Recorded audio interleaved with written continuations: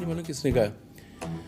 काल कपहिया झूम मेरे भैया दिल रहमान पले, एक कहीं बजे शहनाई कहीं और इसी के नाना मान गए। इन गानों से मेरा नींव गया और तब तक मुझे मालूम था कि इतने में क्लास 7th या ये इट वाज मनाडे। हाँ ये it was I believe it was 70 minute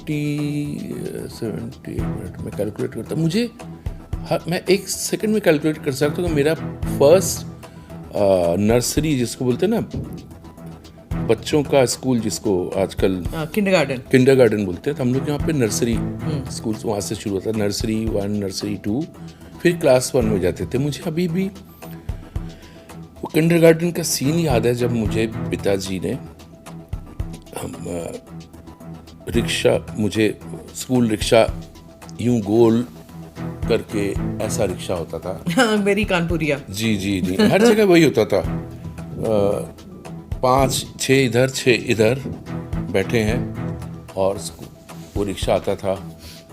uniform मेरी थी लाइट ये यूनिफॉर्म थी, ये वाला शर्ट था ऐसा और अंदर dark navy blue half pant. मुझे अभी भी याद है मेरा वो नर्सरी का से पहला दिन। और आपको मैं एक चीज़ बता दूं कि इट वाज नॉट इजी बच्चे को सहलाना और बच्चे को पुचकारना, because it for my family it was a costly affair. रिक्शे में बैठ नहीं रहा था। मुझे अभी भी वो सीन याद है, यू हैव टू बिलीव। सिर्फ मुझे वो सीन नहीं याद है कि मैं मम्मी के कोख से कब बाहर निकला, वो नहीं याद है। उसके बाद की सब चीज़ें मुझे याद है, you have to believe that. तो वो पिताजी ने वो लुंगी पहनते थे, जेब में हाथ डाला नहीं था। वो सामने एक वाजपेयी जी की एक छोटी सी दुकान थी, चौतरे के ऊपर हम लोग चबूतरा बोलते थे। उस दुकान में पिताजी ने मुझे कंपट खरीद के दिया।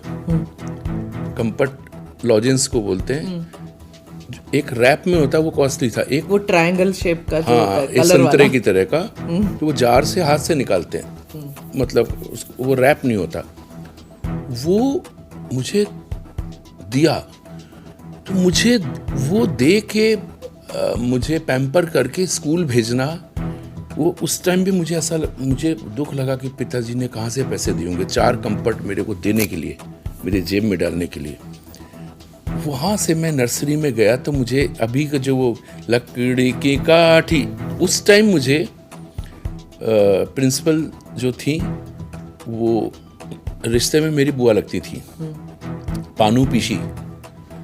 तो जब मैं बुरा हाल, रिक्शे में ना चढ़ूं ना उतरूं, मुझे बैठा दिया तो मैं उसी में बैठा दिया। और मुझे याद है कि और उस समय भी मुझे किसी को आजकल जैसे होते हैं ना कि यार ये बच्चे को मुझे सिंगर बनाना है, अरे तेरी तो बच्चा 2 साल का हुआ नहीं, 4 साल का हुआ नहीं, 5 साल का हुआ नहीं, आपने सोच लिया आप बनाएंगे। दैट इज अ वेरी बहुत बड़ा क्राइम है। आप बच्चे को कैसे बोल सके तुम सिंगर बन। बच्चे अच्छा वो भी नहीं कह सकते बच्चे को कि तू हो सकता है वो बच्चा बड़ा होके सिर्फ 5 फुट या क्या निकले। ये आजकल के हीरो जैसे सब 6-5+ हैं, जितने मतलब हमारे टाइम के जितने भी हीरो लोग आए थे, एक शाहरुख को छोड़ के उसके इर्द गिर्द सब 5 फुट प्लस थोड़ा बहुत यही थे। पर डायरेक्टर्स की खूबी होती है जिस तरह वो एंगल बनाते हैं, लोगों को पता नहीं होता कि ये एक्टर्स इनका कद कम है। इसलिए तो शिल्पा शेट्टी थोड़ा पीछे रह गई क्योंकि उनके हीरो सब यूं आते थे। एक थी पूजा बत्रा करके, अरे बाप क्या लंबी, मिस इंडिया थी या कुछ जो भी हो। सुष्मिता सेन कितनी लंबी। तो उनका प्रॉब्लम ये नहीं था कि क्या बाकी लोगों का प्रॉब्लम था कि वो हीरोइन को ऐसे करके क्यों कैसे देख सकते हैं। मैंने सुना है कि गड्ढे खोद देते थे ताकि हीरो जो है वो मैंने तो देखा है नाम नहीं लूंगा। एक हीरो ऐसा जो फैशन को बदलता नहीं, वो हमेशा नीचे बेल बॉटम जैसा पहनता है डेनिम।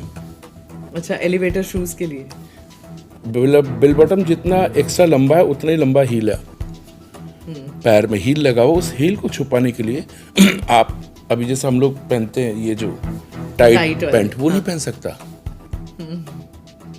क्योंकि हील इतना है। So that is natural, very natural. But that's also how our society is ना, कि अगर बीवी ढूंढनी है तो अपने से छोटे कद की, people men find it very difficult to accept. मैं घर जाके देखूंगा, मैंने कभी नापा नहीं इस चीज को, आज तो मैं देखूंगा जरूर। बीवी ये- को क्या होना चाहिए, नीचे होना चाहिए। शोल्डर तक या shoulder, always women are shorter ना। अब जब भी शादी में जाके देखिए, the bride is always shorter than the bridegroom. Very many, I mean very few man can accept it कि मेरी पत्नी मेरे से लंबी है। कुछ ही लोग हैं वो एक्सेप्ट इट। ये फेमिनिस्ट मैन जो होते हैं ना, वो ही एक्सेप्ट कर सकते हैं कि एक तो बीवी ज्यादा कमाए या फिर बीवी मेरे से लंबी हो। ये कब से होने लगा बीवी ज्यादा कमाए? व्हाई नॉट नो, अगर बीवी ज्यादा देखिए आप फेमिनिस्ट हैं, आप एक मैडम हैं, आप हैं, लेकिन इट्स नॉट नेसेसरी कि आपको अपने हस्बैंड के ऊपर जाना है। नहीं, absolutely not. But what I am saying is one doesn't have to feel insecure. अच्छा, वो आपने एक टॉपिक ले लिया। आप एक लड़की को पैदा होते हुए उसके ऊपर कितना भार दे रहे हैं ना, आप उसको फ्यूचर दिखाते हो, उसको शादी करना ही है। मैं बोलता हूँ हस्बैंड ऐसा होना चाहिए जो बोले मेरी बीवी रानी की तरह घर पे रहे। हस्बैंड उस काबिल नहीं है तो आप लड़के को उस काबिल बनाओ कि यार, जैसे मैंने माँ का रोल ये नहीं को किचन में बैठी रही है। माँ हमेशा बनती है खाना खिलाने के लिए, बच्चों को, अपने हस्बैंड को खाना खिलाने के लिए, भले ही 10 सर्वेंट हो।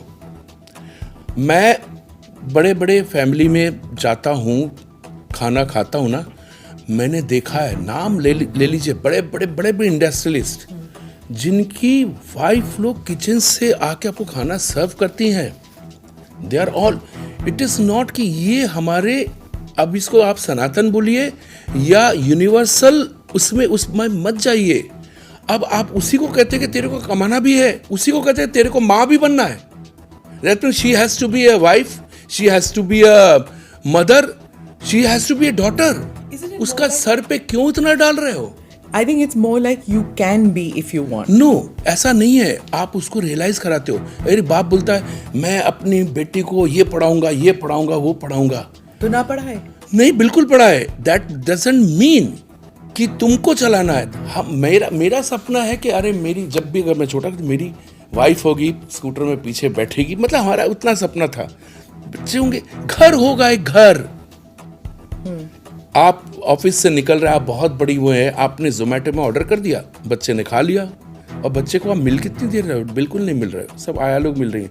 ऐसे हमारी बिल्डिंग में आया है, सब मेरी बिल्डिंग में सब मुझसे रिच है, मैं उनमें से सबसे गरीब हूँ। वो शाम को सुबह 5-5 कुत्ते घुमाती है, वही लोग बच्चों को घुमाते हैं। ये अमीर, मेरा कहने का मतलब है औरत को, हमारे औरत रहने दो ना, उसको बड़ा होने दो। दैट डजंट मीन को उसके सर पे डाल दो कि तुमको लाइफ में ये करना है, तुमको। अरे बाप का भी वही सपना है, ससुर जी का भी वही सपना है, हस्बैंड का भी वही सपना है। क्यों उसको रानी करके क्यों नहीं रख सकते? अपनी औकात बढ़ाओ कि मेरी माँ रहेगी। माँ घर पे घुसते ही सब लोग माँ को प्रणाम करेंगे, माँ का वो। तो ये किस्मत भगवान ने हर एक को नहीं दिया। You have to be blessed कि माँ रहे, भाभी रहे, बेटी रहे। बेटी को सर पे ये मत दे दो कि यार कमाऊ वाली, ये सुनने में मेरे को खराब लगता है, टू बी वेरी फ्रैंक। कमाऊ और योग्य में, दोनों में बहुत फर्क है। आप दो लोगों को, आप बांटो। अगर आप कमाऊ है तो you have to be the boss, you can not be working under a boss. तो फिर हस्बैंड की क्या कीमत है उसमें? I disagree, but then you चलिए have your topic voice. Change के म्यूजिक But पे that's- जाइए। That's right. That's okay. I mean, मेरे लिए औरत माँ होती है, Agree to बहन होती है, disagree. पत्नी होती है, बेटी होती है। उसके ऊपर कोई शासन नहीं करेगा, उसका कोई बॉस नहीं होगा। घर पे हम उसको पूजा करेंगे। That's a way of looking at it. Fine, I agree. Yeah, but let's get back to the time that आप जब बॉम्बे आए, तो who was the first music director that you met and you said कि मेरी जिंदगी बन गई, मैं इनसे मिला हूँ. It's like this is it. अगर फाइनेंशियल सक्सेस ना भी मिले कोई बात नहीं, I have met my musical genius. ऐसा होता है क्या? ऑल द वे कानपुर से आए, मुंबई में होता है ना कुछ लोगों के लिए कि ये मेरा आइकॉन है. हाँ, वो फैन लोग होते हैं. जिसको जिंदगी में कुछ करना है वो ये सोचेगा कि मुझे भी इनके रहते कुछ करके दिखाना है. तो मुझे अभी भी वही जो मैं स्कूल की बात कर रहा था कि स्कूल में ही मुझे जब मालूम पड़ा कि एकदम से किशोर कुमार जी का जब गाना आया ना. हाँ. एक गाना आया था, आपको मालूम है? यॉडलिंग. हाँ.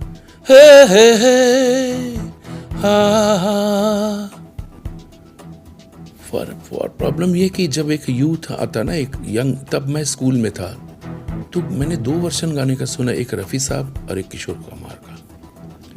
आज मैं रियलाइज करता हूँ, तब क्या रियलाइजेशन कुछ अलग था. अरे क्या पावरफुल आवाज़ है किशोर दा की. रफ़ी साहब को मैं इतना इम्प्रेस नहीं किया, लेकिन अब जब मुझे समझ में आता ना, तो अभी वैसा लगता कि रफ़ी साहब ने कैसे इस गाने को इतना अलग तरह से बना कि ये रफ़ी साहब का गाना था. ये वाला गाना? हाँ, दोनों ने गाया. वहीं से तो कौन सा मेरे को गाना था? यही तुम बिन जाऊं कहाँ. तुम बिन जाऊं कहाँ. इसमें क्या हुआ कि तब मेरे को सेंस आया कि एक होता ना कि अब क्या हो रहा है, ये क्या हो रहा है. अच्छा, यही गाना, अच्छा ये रफ़ी साहब, ये किशोर कुमार. तब मुझे समझ में आया कि ये किशोर कुमार होते हैं. हाँ. ये किशोर कुमार होता है. अब समझ में आया कि रफ़ी क्या होता है. अरे बाप रे बाप. अभी आप मेरे बहुत से अभी मेरे गाने जो मैं करूँगा, तो रफ़ी साहब के बहुत से गाने होंगे और उसमें मुझे काफ़ी ट्रोल किया जाता है. अरे यार, ये किशोर कुमार का गाना अच्छा गाते हैं, रफ़ी साहब को क्यों टच किया, क्यों. अरे इडियट, सॉरी. अरे आप लोग ये जो सुनने वाले, वो लोग सोच कैसे लेते कि ये किशोर दा का गाना है, ये रफ़ी साहब का गाना. ऐसा नहीं होता. ये गाना है, ये गाना है. लेकिन ये भी अच्छी बात है कि लोग बोलते हैं ये किशोर कुमार का गाना है, रफ़ी साहब का गाना है. इतना बड़ा कंट्रोवर्सी हुआ ना. एक्टर के साथ नहीं जोड़ा जाता. हाँ. एक्टर के साथ तब तक जोड़ा जाता है जब तक एक्टर होता है. जब लग जा गले बजता है, सुनते हैं, तो आपको क्या आता है? लग जा गले, ये हंसी रात हो ना हाँ, हो, ये फिर इस जन्म में मुलाकात हो. जी जी. किसी को नहीं मालूम कि गाना किसका. सबको मालूम है लता जी का गाना, दम मारो दम. आशा भोसले जी. अभी के जनरेशन में किसी को नहीं मालूम कि जीना तमान कौन थी. नहीं मालूम. चिंगारी कोई किशोर कुमार. आज के जनरेशन के, मेरे पहले जनरेशन को भी नहीं मालूम था ये गाना. तो गाना हमेशा, जब स्टार नहीं रहेगा ना, जब स्टार का नामों ने भी नहीं रहेगा, तो भी लोगों को मालूम है ये गाना किशोर कुमार का है. कभी कभी मैं मेरा था, मैं पल दो पल का शायर हूँ, पल दो पल मेरी कहानी. सो या तो आप जब तक अमिताभ बच्चन और शाहरुख नहीं बन जाते, और उसके पहले राजेश खन्ना, ये 3 ही स्टार हुए जिनके नाम से बोला था कि उनका गाना है. बाकी हमेशा सिंगर का नाम होता है. But even I think Raj Kapoor और मोहम्मद रफी साहब, है ना? राज कपूर और मुकेश जी, sorry. हाँ, when Mukesh died, he said, मेरी आवाज गई. जी जी. ये That happened, है ना? ये होता. सो क्या कि एक होता है कि वो है चेहरा, वो है आवाज, ये है. तो ये कंट्रोवर्सी नहीं है, ये एक कंसेप्ट जो है ना, ये जो सोच है ये है. और अभी क्योंकि इतने बड़े मॉडर्न सिंगर कभी हुए नहीं. कौन से गाने रिकॉर्ड किए? जितने भी मैं बता रहा हूँ, तो किशोर दा ने अगर कहीं से सुन के इंस्पायर हुए होंगे, तो that was has to be Rafi Sahab. नहीं तो वो चंचलता, वो जो. And Rafi Sahab was inspired by Saigal, I think, है ना? केएल सेगल. नहीं, रफ़ी साहब वाज इंस्पायर्ड बाय महान मोहम्मद रफ़ी हिमसेल्फ. जी. क्योंकि वो कैसे इंस्पायर्ड होंगे, जो चीज़ ही अलग है. एक सितार वाला कभी गिटार वाले से इन्फ्लुएंस नहीं हो सकता. गिटार वाला सितार नहीं. तो रफ़ी साहब himself was born as a sitar, as a flute, कुछ भी बोल लीजिए. अच्छा, also the language in the sense that वो पंजाबी हैं, you are a Bengali. जब गाना दिया जाता है तो उसमें वो इन्फ्लेक्शन आता है कि but you're a Bengali from Uttar Pradesh, so I guess कि आपकी जो जब आप बोलते हैं that Bengali inflection is not there, नहीं, टोटल हिंदी। जब मैं बंगाली गाता हूँ तो सब लोग बोलते हैं कि आपका हिंदी वाला एक्सेंट आ रहा है। हाँ। और जब हिंदी गाता हूँ तो किसी को मालूम ही नहीं। लेकिन मोहम्मद रफ़ी में इवन थोड़ा पंजाबी है, पहले बिगनिंग में होता था। हाँ, there was that slight Punjabi thing that came in. कुछ लोगों में होता है कि जैसे इफ हेमंत कुमार उनका ही था वो वॉइस, बंगाली वॉइस थी, इट इज नॉट की सिंगिंग। बप्पी लहरी वो तो कंप्लीट बंगाली, कैसी वो गाने को क्या बोलते थे आप सोच भी नहीं सकते। तो मतलब देयर वाज नो चांस कि वो बंगाली ना आए उसमें। वो एक्सेंट वो मतलब ऐसा था कि Bappi Lahiri was a creator, हाँ, सॉन्ग मेकर, हाँ, लेकिन हर चीज खुद ही करेंगे। एक शेफ खुद ही खाना खाएगा तो but he was a cult figure, मतलब everything, his dressing style, his everything was like okay, you associated कि इतना मजा आता है उनके गाने में। तो आप परफॉर्मर, आप उनको कैरेक्टर क्यों बना रहे हैं? आप उनके गाने को सुनिए। but only few songs which वो बम्बई से आया मेरा दोस्त, वो मतलब you expect कि वो बड़ी ई हर छोटी की मात्रा वो लगाते ही नहीं थे। छोटा ऊ उनके उस डिक्शनरी में होता था। ये दुनिया सपना है। सपना क्या होता है? गाने का, अभी गाने का बजाने का, ये जीवन है। जीवन क्या होता है? जीवन है, ये जीवन है। अब क्या प्रॉब्लम है? अगर जावेद साहब बैठे हो, गुलजार, वो फाड़ के फेंक दे, वो तो मारेंगे आपको। तो इन्होंने जिनके साथ काम किया उनको काम दे रहे, ऐसा लिखो। आपको आप जब जावेद साहब के साथ बैठे वो टोकते थे कभी? ये नहीं टोक सकते, नहीं टोक सकते। मेरा लहजा, मेरा वो बहुत अलग ही है, प्रोनाउंसिएशन हाँ। कुछ ज्यादा ही। वो नुक्ता बोलेंगे तो मैं डबल नुक्ता लगा दूंगा, ऐसा है। क्योंकि आप उर्दू पढ़ा था आपने? पढ़ने की जरूरत नहीं है। अच्छा, इट केम नेचुरली। क्यों, मैं हूँ ही कानपुर का ना। हाँ। कानपुर की चीज़ें अलग ही है, बकैती अलग है वहाँ की, वहाँ का। तो हमको ज़रूरत नहीं है। अगर मैं जहाँ पे पैदा होऊंगा वहीं की लैंग्वेज चलती है। क्योंकि जब आशा भोसले से जब उमराव जान वाज गिवन टू हर, उस time she was little worried कि you know will I be able to do justice to it. हालांकि she is sung qawwalis everything, but वो एक खास किस्म की मूवी थी। And you Muzaffar Ali, very very particular, Lucknow, and वो लखनऊ की उर्दू अलग ही चीज़ है, you know. So does it matter जब ऐसी पिक्चरें आती हैं, ऐसे गाने आते हैं? ऐसा तो है ही नहीं, सिनेरियो बहुत दिनों से ही नहीं है। लेकिन मेरे ज़्यादातर गाने, मोस्ट ऑफ द मेरे जितने हिट आप सुनेंगे, 80% मतलब क्लासिक गाने मेरे 80% जावेद साहब के हैं। और बाकी जो बचे मैक्सिमम समीर जी के हैं। गुलजार साहब के भी थोड़े बहुत, लेकिन मैक्सिमम जावेद साहब। लाइक कभी मेरे को उसकी मैंने नहीं टोका कि यहाँ पे ये है, ये कभी नहीं। जैसे वो जो गाना है ना, तौबा, ना यू कैन से तौबा, यू कैन से तोबा। नहीं, ऐसा नहीं होता। बहुत से लोग बोलते हैं, I have notice these minor things. अगर आप बोलचाल में अगर आप उर्दू नहीं यूज करते, आपके अच्छा, हमको ये नहीं मालूम कि उर्दू कौन सा, हिंदी कौन सा। मैं आपसे बात कर रहा हूँ हिंदुस्तानी है ना, पूरा उर्दू में ही बात कर रहा हूँ। I have no idea. या इट्स अ हिंदुस्तानी। इसमें जैसे मैंने बोला आई हैव नो आइडिया, वो भी हिंदी है मेरे लिए। क्योंकि वो टोन जो आ रहा है ये ना, टोन इंग्लिश है। पता ही नहीं है, लाइक नो आइडिया। हाँ, नो आइडिया, दैट्स ट्रू। हम लोग इंग्लिश में नो कहाँ लगाते नहीं, पर जब यू नो ना, यू नो भी हो गया, ना भी हो गया, तो हम लोग की अलग लैंग्वेज है। यू नो ना, सुनो ना, यू नो ना। अच्छा, आपने बहुत अच्छा लिरिक्स बना दिया। It becomes like that, that's what I am trying to say, कि हम लोग लैंग्वेज को अडेप्ट करते हैं easily. So when you came to Bombay, बम्बईया हिंदी डिडंट अफेक्ट यू? बहुत खतरनाक। तो गुस्सा आता था, मतलब उसी टाइम क्या लोग बोल रहे हैं, अजीब सा था। इधर बाजू में से जाएंगे तो एक बड़ा सा झाड़ गिरेगा। पहले तो मैं सोचा झाड़ मतलब कुछ साग वाग होता होगा, झाड़ी। झाड़ी, हाँ। मैं सोचा था झाड़ी होता होगा, तो कोई झाड़ी गिरेगा नहीं, उधर एक बड़ा सा झाड़ गिरेगा। तो बोले वो जो झाड़ दिख रहा है ना बड़ा सा, तो मुझे मालूम पड़ा वो बरगद का पेड़ है। तो अंदर ही अंदर कॉमेडी भी निकल रही है। तो मैं सबको उधर से हटा रहा हूँ कि भाई साहब हट जाइए, ये गिरने वाला है। बोले किसने बोला? बोले भाई साहब ने बोला उधर बाजू में वो झाड़ गिरेगा। गिरेगा का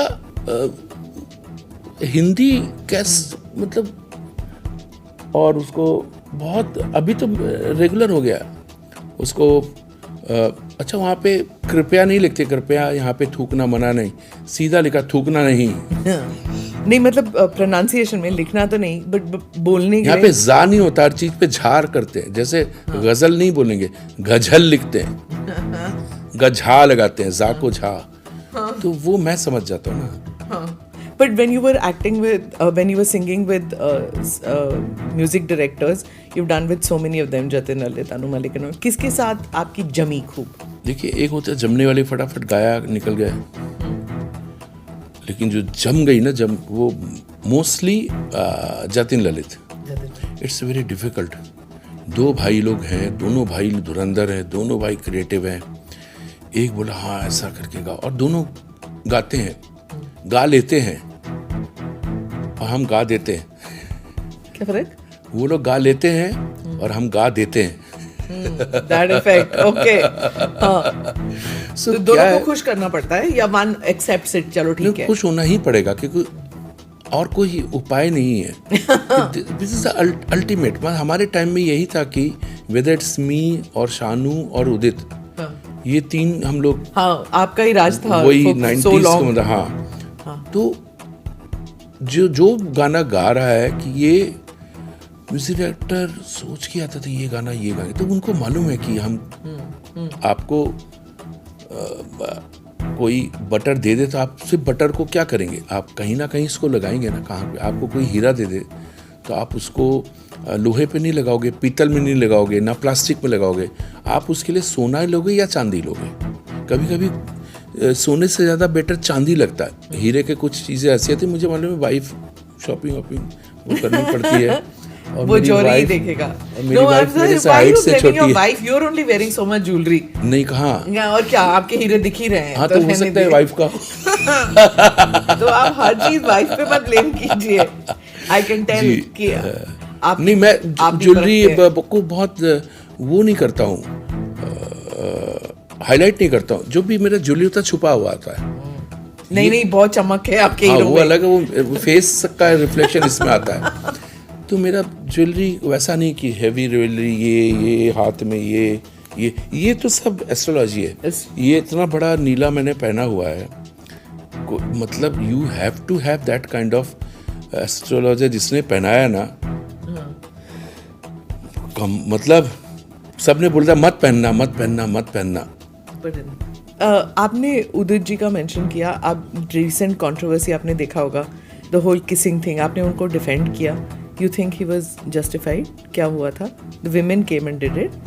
हो सकता है ये इधर देते देते वुमेन का मुंह इधर चला गया तो इधर चला गया। सोचिए ये किस है, वो इधर दे रहे हैं और वुमेन का इधर चला गया। फेस वुमेन की गलती थी, फेस उसने ऐसा किया। अच्छा। अगर आप बोल रहे हैं कि ऐसा है, मैं पूछ रही हूँ, ठीक है, मैं अभी आपको बता रहा हूँ। उदित जी तो अपने पहाड़ पे ऊपर बैठे हुए थे, सब नीचे से ही लाइन लगा रही थी। उनकी सुन तो लीजिए। अब मुझे आप मालूम है, आप क्वेश्चन भी करेंगे, आंसर भी आप देंगी। तो मैं इसको ऐसे लेके जाता हूँ। देखिए आपको एक चीज मेरी माननी ही पड़ेगी। इसको मैं उदित जी को इनोसेंट नहीं बोलूंगा, लेकिन जब वो सुबह शाम ये देख रहे कि सब लोग आ रहे हैं, मिल रहे हैं, सब लोग इधर किस करते हैं, तो वो सोचते कि ये लोग किस कर रहे हैं। इट इज जब आप हग कर रहे हैं, किसी को विश कर रहे हैं, तो ऐसे करके करते ना हाय। तो ऐसा बहुत से लोग हैं जो लोग सोचते हैं कि चुम्मी ले रहे हैं। तो मैं ये कह रहा हूं कि उदित साहब को अभी तक इतना फर्क नहीं मालूम कि स्मूच, केस, हग एंड उसमें कितना फर्क है, मतलब रियलाइज नहीं किया। Is he 12 years old कि नहीं पता उन्हें? उससे भी छोटे वो। अच्छा। 12 साल के लड़के को भी ये पता है कि स्मूच में फर्क क्या है, साइड किस में क्या है, अच्छा, हग में क्या है। मुझे तक जब तक मेरी वाइफ के साथ मैं मिला नहीं था ना, मुझे मालूम नहीं था कि वैलेंटाइन क्या होता है। 14 फरवरी को मैं मिला और हम बॉम्बे में मरीन ड्राइव में गए, तो she said this is Valentine, मुझे वो भी नहीं मालूम था। तब मैं आई वॉज ऑलमोस्ट 30 से नीचे था। आई वॉज 26, 27, मुझे वैलेंटाइन तक नहीं मालूम था क्या होता है। न्यूज एशिया से मनीष शर्मा की रिपोर्ट।